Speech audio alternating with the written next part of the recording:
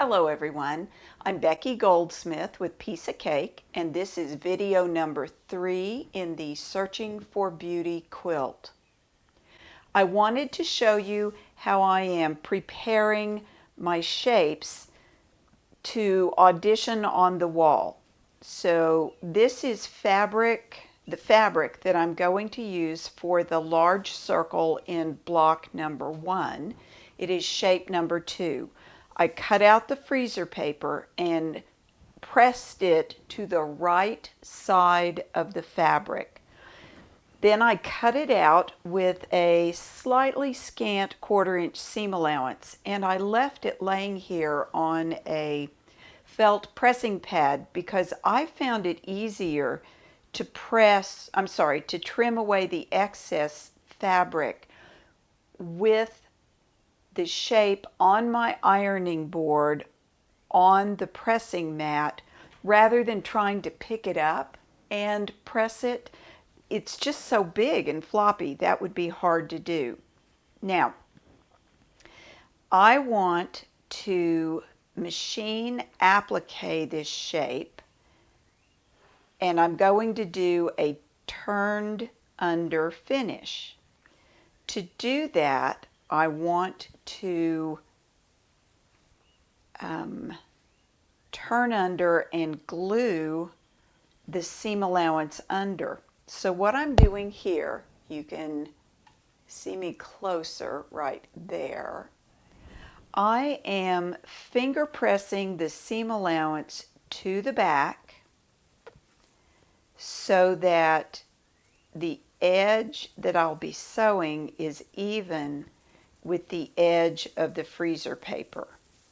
Now I would go all the way around here before I start gluing, but this is a video and let's not waste time.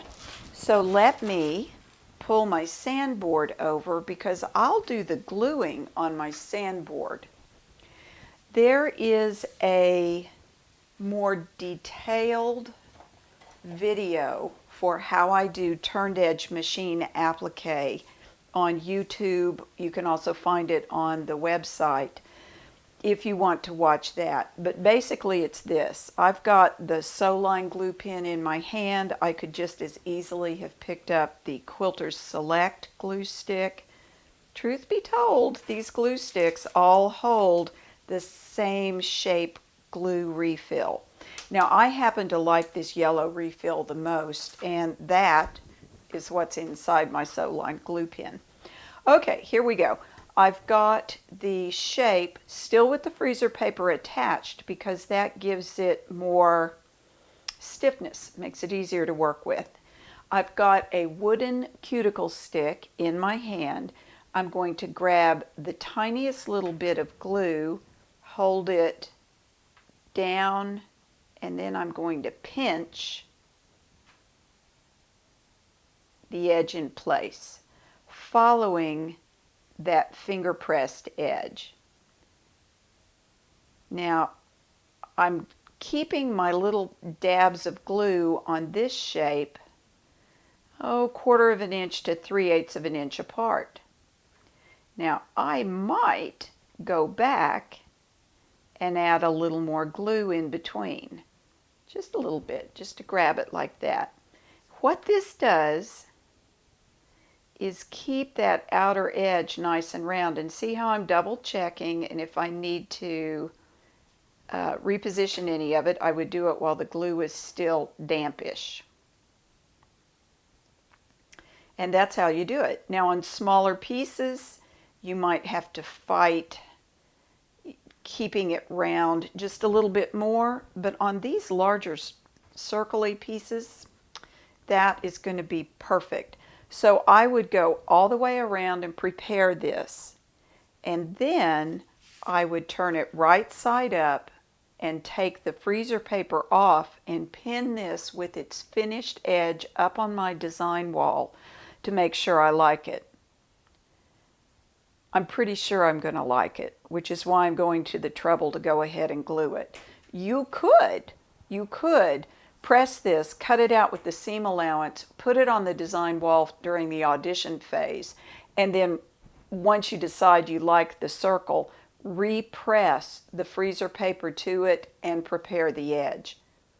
And in fact, if I've got any circles that I'm unsure, I'm not positive I'm going to like, I will do it that way rather than take the time to prepare the circles and then discard them. Because I will get all of the applique shapes for all of the blocks traced, cut out, and pinned to the design wall before I begin to sew. The shapes that I'm going to do like this, the big circles, really any of the circles that are about this size and bigger, I'm going to machine applique. Everything else I'm going to prepare as I would any other applique piece that I'm going to needle turn. Now I may needle turn with big stitches or small stitches, invisible, not invisible, we'll see. But the way I will prepare these shapes is to place the fabric right side up on my sandpaper board. I will place the template right side up on top of that.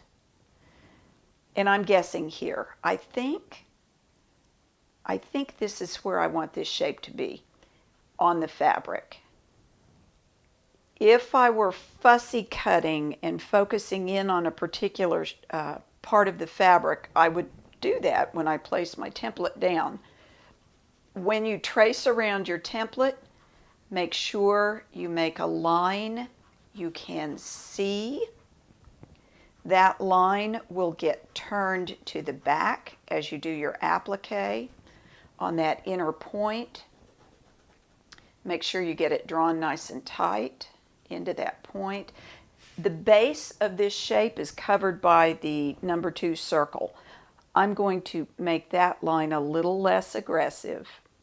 And notice that I've left myself quite a bit of seam allowance here at the edge of the fabric, because if you cut this off too short and things shift while you're working, you might have a problem during the sewing. I've placed this on the bias grain of the fabric because a bias edge turns under more gracefully and with less stretching and, well, with less fraying than does a piece that's on the straight of grain. I will set this aside, and really I'd probably go ahead if I wasn't on camera and draw several more. I think there's 8 of these. I'd go ahead and draw them all. But in the interest of getting it done, I'm going to show you how to cut. I'm using my favorite scissors for this job, and they are my larger professional scissors made by Kai. They are not inexpensive, but they are amazing scissors. So I've got a more than 1/4 of an inch seam allowance at the bottom. I'm going to trim, leaving a 3/16 inch seam allowance. That's smaller than 1/4 of an inch and bigger than 1/8, all the way around this shape. Do not clip the inner point at this time. You only clip an inner point when you are ready to turn and sew it. And I would cut this. And then I would trace and cut the next 8 or the next 7 of these. And I would cut the shapes for the center of this block. And then I'll move to block number 2 and do the same. I'll get all of my shapes on the design wall. And then I'll start sewing. So this next step is going to take me a little while. So it's been a short window between videos 1, 2, and 3. It'll be a slightly longer video or longer space before I get back to you in video number 4. I hope you are enjoying this, and this part that I'm doing right here, that you'll be doing, the design part, it's one of the funnest parts of making the quilt. So don't despair about doing all of the blocks and getting all of that on the wall. I know sometimes it can feel like a big job, but it's really the fun part. It's like pulling out your crayons and coloring and coloring and coloring. That's what you're doing. So enjoy this part. Stay healthy. Stay happy.